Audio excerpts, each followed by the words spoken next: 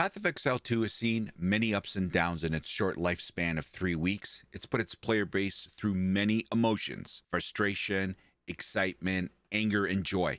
Anyone who has played Path of Exile 2 has probably felt all of these emotions. But as we close out 2024 and turn the page to a new year shortly, Grinding Gear Games is going to have a lot of decisions to make when it comes to how they want this game to evolve. There are a million opinions out there when it comes to the direction they should take this game. The OG Path of Exile player probably would like to have this game move closer to PoE 1, while others would like to see the difficulty and immersive combat continue. This is the challenge GGG faces in the up-and-coming year. And although they delivered PoE 2 to great fanfare, the road ahead is not getting any easier. Actually, quite the opposite. As they continue to get more feedback from its player base, the more complicated and clouded the direction of the game gets. They have a lot of tough decisions to make, and how they are made will impact the future of this game. Let's look at some of the tough questions they are facing. The first thing that hits you in the face when you start Path of Exile 2 is the immersive combat and how much more difficult the game is. There's no warm-up period. The game throws you immediately into combat, and the campaign bosses greet you in strength and numbers.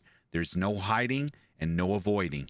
To proceed, you must face the heightened difficulty in the game. Unlike PoE 1, this game doesn't forgive. It is punishing, ruthless, and full of excitement, all wrapped up in one. The amped up difficulty is matched with the game's density of mobs, variety of enemies, and boss fights that are unparalleled. If you don't pay attention, this game punishes you. On-death effect, punishing and relentless mobs, and boss mechanics you must quickly learn and adapt if you want to survive and progress through the game. Some find it rewarding and enjoyable, while others struggle and rage with anger. There is no in between. You either sink or swim when it comes to the difficulty of the game. Grinding Gear Games does not hold your hand.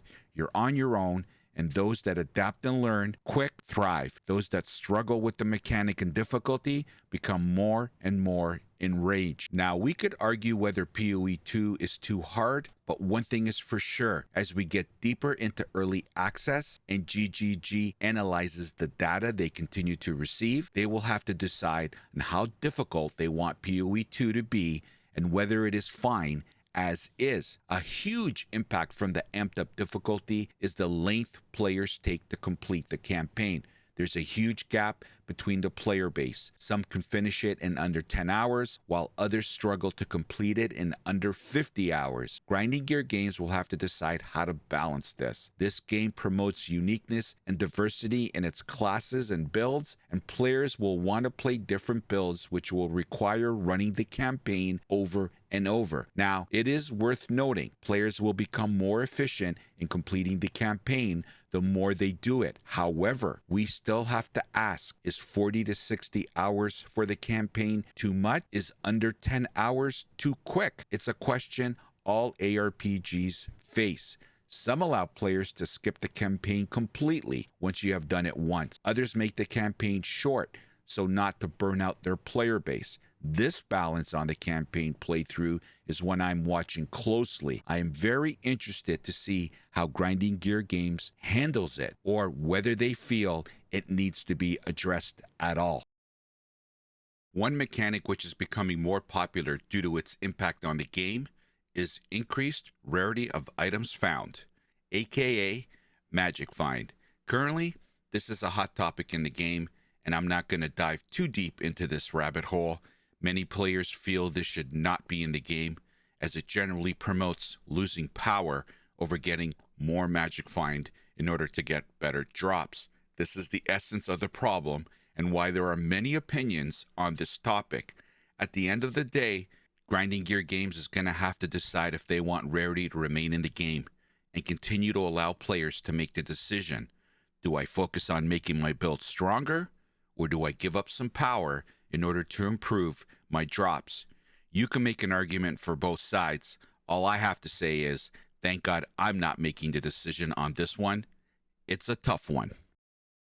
Completing the Trials of Ascendancy allows you to choose an Ascendancy class and gain additional Ascendancy passives. There are multiple trials hidden throughout the campaign, and you can choose in which to gain your Ascendancy class and additional passive skill points. Ascendancies are powerful, build-defining subclasses that grant you an additional passive tree, in which you can spend Ascendancy passives. In Path of Exile 2, your build is defined by the combination of your character class and Ascendancy class. Each of the 12 classes, 6 of which are in early access, has a choice of 3 Ascendancies. Only 2 are currently in early access. We earn our Ascendancies through 2 trial options currently in the game, the Trial of Secamus and the Trial of Chaos. A third trial will be added once PoE 2 is fully released sometime next year. But for now, 2 of the 3 Ascendancy trials are in the game.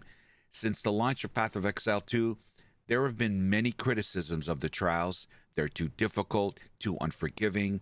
The house is stacked. There have been some improvements to trials via some hot patches, but this is still a sore point with many. It's going to be very interesting to see how GGG improves this further, as many players do not have their 3rd and 4th Ascendancy. And to make matters worse, this issue has created a market whereby players are selling trial carries in-game and profiting from this issue. It's clear this problem is not going to go away until it's fixed for good. Armor is one of the base defenses our characters can have. It mitigates physical damage from hits, regardless of whether the incoming damage is an attack or spell. Armor is a powerful mitigation tool. Well, at least it's supposed to be. And this takes us to the next challenge Grinding Gear Games is facing. Is armor a problem in Path of Exile 2? Now, I am currently playing an evasion build, so I'm not stacking armor. But if you listen to the top creators, many of them, Crep, Zizaran, have analyzed armor in Path of Exile 2 and have determined through their analysis that armor is really bad compared to how it was in Path of Exile 1. There are a ton of builds that rely on armor to survive, and although GGG does not want us to face tank bosses, there is still a valid concern to make if armor is truly that bad. This is a compelling concern from the player base, as armor is a core element in many builds, and therefore Grinding Gear Games has to take this feedback and decide how they're going to improve this issue moving forward. While much of the focus has been on the campaign and mechanics, the endgame is where many players spend the bulk of their time. Path of Exile 2's endgame content, though still evolving, must strike a balance between accessibility and challenge. With systems like Atlas progression, boss fights, and crafting, Grinding Gear Games has an opportunity to redefine what late game content can look like. Some of the endgame criticism revolves around maps being too big, which involves a ton of backtracking, and the on-death effects in the game are just ruthless. I personally find the strong boxes in the game to be in an awkward state. Mobs have erratic spawn locations, and I have found the loot not worth the effort. Many other notable issues are rarity and map drop rates. Are the Lost Towers a good mechanic? Dying loses the map even though we have 6 portals. Bosses are easier in the endgame. These are just a few of the many endgame issues. In order to achieve longevity, Path of Exile 2's endgame systems need to strike a balance between rewarding yet demanding, offering meaningful progression without alienating less experienced players. Additionally, the introduction of new league mechanics will be pivotal in keeping the game fresh and engaging. GGG's ability to continue to innovate during early access and beyond in the endgame space will determine whether Path of Exile 2 achieves long-term success. As we move into 2025, Grinding Gear Games stands at a crossroads. They've delivered a game that's both challenging and immersive, but the road ahead is filled with tough decisions, from difficulty balancing and magic find mechanics to ascendancy trials and armor effectiveness. There's no shortage of feedback to consider. Despite these challenges, I'm confident in Grinding Gear Games' ability to steer Path of Exile 2 in the right direction. Early access is precisely the time to address these issues, and GGG has consistently shown a commitment to refining and improving their games. There's no doubt in my mind they're listening to the community and will use this period to ensure Path of Exile 2 becomes the best game it can be. For now, let's enjoy the journey and trust the process. After all, the beauty of early access lies in the potential for growth. PoE 2's future is bright, and I, for one, can't wait to see where it goes next.